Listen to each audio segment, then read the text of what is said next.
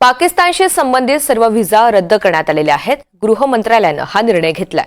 त्याचबरोबर अमित शहांनी सर्व राज्यांमधील मुख्यमंत्र्यांसोबत चर्चा करत पाकिस्तानी नागरिकांविरोधात कडक पावले उचलण्याचे आदेश दिलेत। त्यांची ओळख पटवून पाकिस्तानात त्यांना पाठवण्याचे आदेश अमित शहांनी दिलेत।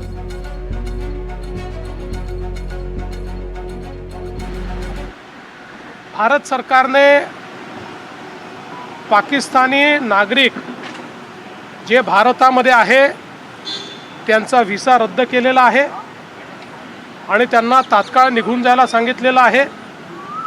या संदर्भात असे कोण नागरिक महाराष्ट्रामध्ये आहेत याची यादी तयार झालेली आहे। आम्ही मॉनिटरिंग करतोय, सगळ्या पोलीस स्टेशन्सला देखील सांगितलेलं आहे।